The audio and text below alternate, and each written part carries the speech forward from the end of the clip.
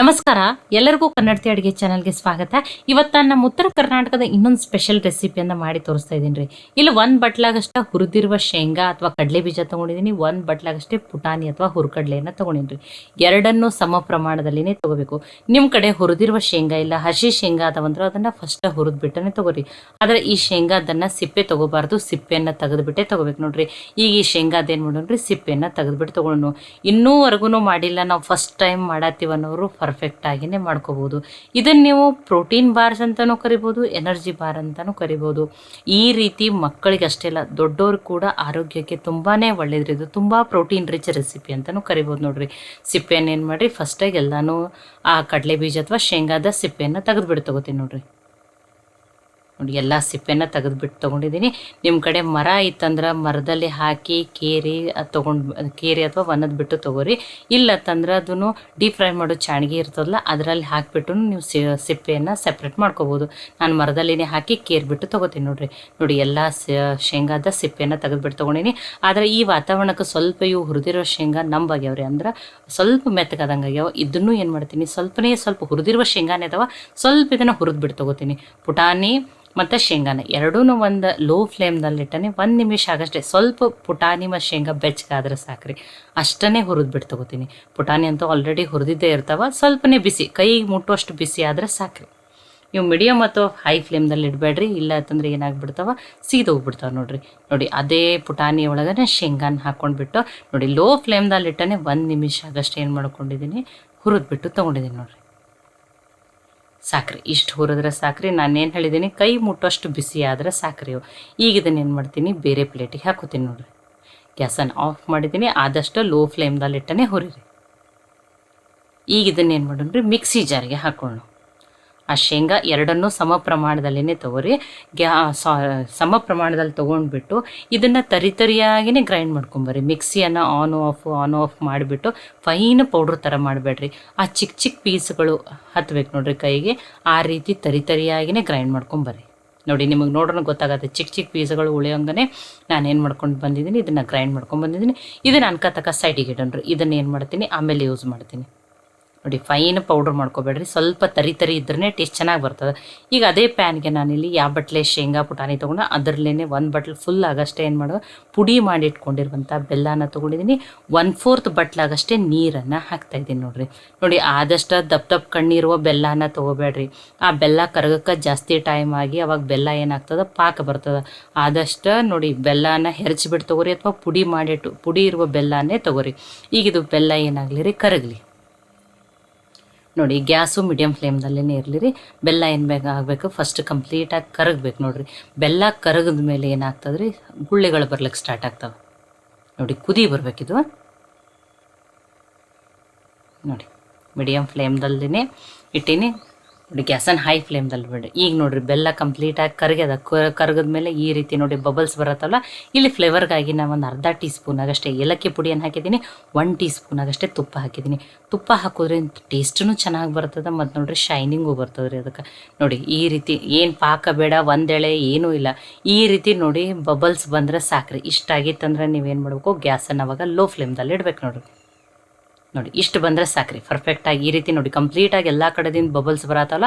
ಇಷ್ಟಾದಮೇಲೆ ಗ್ಯಾಸನ್ನು ಲೋ ಫ್ಲೇಮ್ದಲ್ಲಿಟ್ಟು ಆ ಮಾಡಿಟ್ಕೊಂಡಿರುವಂಥ ಪುಡಿಯನ್ನು ಹಾಕಿ ನೋಡಿರಿ. ಪುಡಿಯನ್ನು ಹಾಕಿದ್ಮೇಲೆ ನೀವು ಏನು ಮಾಡಿರಿ, ಲೋ ಫ್ಲೇಮ್ದಲ್ಲಿಟ್ಟು ಬೇಗನೆ ಮಿಕ್ಸ್ ಮಾಡ್ಕೊರಿ. ನೋಡಿ, ಏನು ಮಾಡ್ಬೇಕು, ಇದಕ್ಕೆ ಪಟ ಏನು ಮಾಡಬೇಕು, ತಿರುಗಿಬಿಟ್ಟು ಇದನ್ನು ಮಿಕ್ಸ್ ಮಾಡ್ಕೋಬೇಕು ನೋಡಿರಿ. ನೋಡಿ, ಈಗ ಇದನ್ನು ಮಿಕ್ಸ್ ಮಾಡ್ಕೊರಿ. ನೋಡಿ, ಎಲ್ಲನೂ ಅದು ಪಾಕದ ಜೊತೆ ಏನಾಗಲಿ ನೀಟಾಗಿ ಮಿಕ್ಸ್ ಆಗಲಿ ರೀ. ನೋಡಿ, ಇದನ್ನು ಪಾತ್ರೆ ತಳ ಬಿಡೋವರೆಗೂ ಬೇಯಿಸ್ಬಿಟ್ಟು ತೊಗೋಬೇಕು ನೋಡಿರಿ. ನೋಡಿ, ಇನ್ನೊಂದು ಸ್ಪೂನ್ ಆಗಷ್ಟು ನಾನೇನು ಮಾಡ್ತೀನಿ, ತುಪ್ಪ ಹಾಕ್ತೀನಿ ನೋಡಿ. ನೋಡಿ, ಒಂದು 2 ಸ್ಪೂನ್ ತುಪ್ಪದಲ್ಲೇ ಮಾಡ್ಕೋಬೇಕು, ತುಪ್ಪನೂ ಜಾಸ್ತಿ ಇಲ್ಲ. ನೋಡಿ, ಇನ್ನೊಂದು ಸ್ಪೂನ್ ಆಗಷ್ಟೇ ತುಪ್ಪನ ಹಾಕ್ಕೊಂಡಿದ್ದೀನಿ.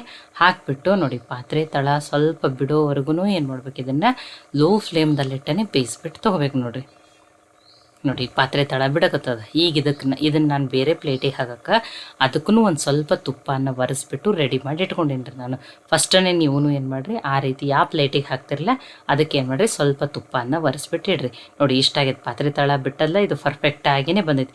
ಯಾವುದೇ ರೀತಿ ಕೆಡೋದಿಲ್ಲ. ನಾನು ಏನು ಹೇಳಿನ ಅದನ್ನೇ ಕರೆಕ್ಟಾಗಿ ಫಾಲೋ ಮಾಡಿರಿ. ನೀವು ಫಸ್ಟ್ ಟೈಮ್ ಮಾಡೋರು ಪರ್ಫೆಕ್ಟ್ ಆಗಿನೇ ಮಾಡ್ಬೋದು. ನಾನು ಇಲ್ಲಿ ಕ್ಷಮೆ ಕೇಳ್ತೀನಿ, ಅದೇನಾಗಿದೆ ಮೊಬೈಲ್ದು ರೇಷೋ ಚೇಂಜ್ ಆಗೈತೆ ರೀ. ವಿಡಿಯೋ ರೆಕಾರ್ಡ್ ಮಾಡೋ ಮುಂದೆ ನಾನು ನೋಡಿದ್ದಿಲ್ಲ. ನೋಡಿ ಈ ರೀತಿ ಏನು ಮಾಡಿರಿ, ಬೇಗನೆ ಪ್ಲೇಟಿಗೆ ಹಾಕ್ಕೊಂಡ್ಬಿಟ್ಟು ಬಿಸಿ ಇರುವಾಗಲೇ ಏನು ಮಾಡ್ಕೊರಿ, ಅದನ್ನು ನೀಟಾಗಿ ಸ್ಪ್ರೆಡ್ ಮಾಡ್ಕೊರಿ. ನೀವು ಸ್ಪೂನ್ದಿಂದನೂ ಮಾಡ್ಕೊಬೋದು. ನಾನು ಬಟ್ಲಿಗೆ ಒಂದು ಸ್ವಲ್ಪ ತುಪ್ಪ ಹಚ್ಬಿಟ್ಟಿದ್ದೀನಿ, ಅದರಿಂದ ಬೇಗನೆ ನೋಡಿರಿ ಪಟ ಈ ತುಂಬ ಬಿಸಿ ಅದಲ್ಲ, ಅದನ್ನು ಈ ರೀತಿ ಇಲ್ಲ ಸ್ಪೂನ್ದಿಂದನೇ ನೀವು ನೀಟಾಗಿ ಸ್ಪ್ರೆಡ್ ಮಾಡ್ಕೊರಿ. ನೋಡಿ ಇದನ್ನೇನು ಆ ತುಪ್ಪ ಹಾಕಿರೋದ್ರಿಂದ ನೋಡಿರಿ ಎಷ್ಟು ಚೆನ್ನಾಗಿ ಎಷ್ಟು ಶೈನಿಂಗ್ ಬಂದತ್ತೆ. ನೋಡಿ ಸ್ವಲ್ಪ ಆರಿದ್ಮೇಲೆ ಈ ರೀತಿ ನೀವು ಏನು ಮಾಡ್ಬೋದು, ಕೈದಿಂದನೂ ತಟ್ಟಿಬಿಟ್ಟು ತೊಗೋಬೋದು.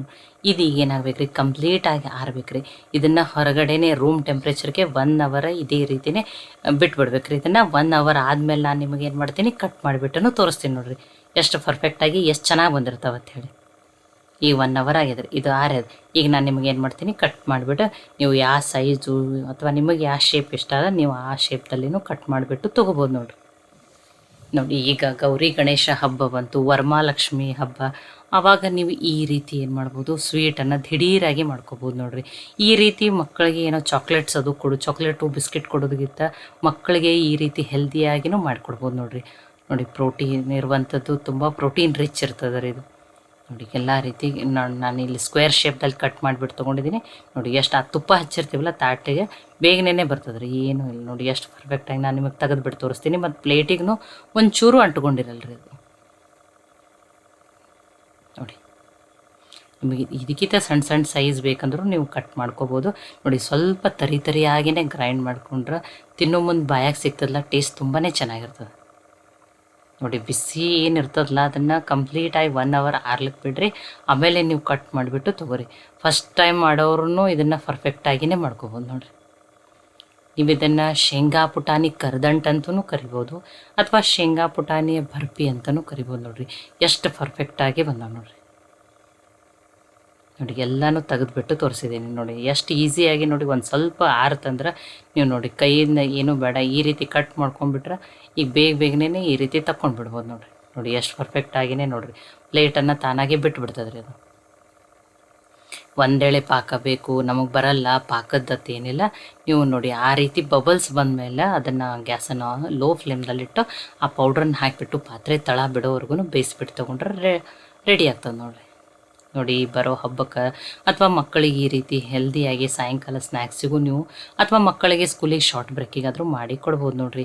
ಈ ಬರ್ಫಿ ರೆಸಿಪಿ ನಿಮ್ಗೆ ಇಷ್ಟ ಆಗಿತ್ತಂದ್ರೆ ಲೈಕ್ ಮಾಡಿ, ಶೇರ್ ಮಾಡಿ, ಕಮೆಂಟ್ ಮಾಡಿರಿ. ಖಂಡಿತನೂ ಟ್ರೈ ಮಾಡಿ ನನಗೆ ಹೆಂಗೆ ಬಂದಿತ್ತು ತಿಳಿಸ್ರಿ. ಮತ್ತು ಒಳ್ಳೆ ಹೊಸ ರೆಸಿಪಿಗಳಿಗಾಗಿ ಕನ್ನಡತಿ ಅಡುಗೆ ಚಾನಲನ್ನು ಸಬ್ಸ್ಕ್ರೈಬ್ ಮಾಡಿ, ಬೆಲ್ ಐಕಾನ್ ಪ್ರೆಸ್ ಮಾಡೋದನ್ನು ಮರಿಬೇಡ್ರಿ. ಈ ವಿಡಿಯೋನ ಹೈಪ್ ಮಾಡಿರಿ, ಇದು ಇನ್ನೂ ಜಾಸ್ತಿ ಜನಕ್ಕೆ ರೀಚ್ ಆಗ್ತದೆ.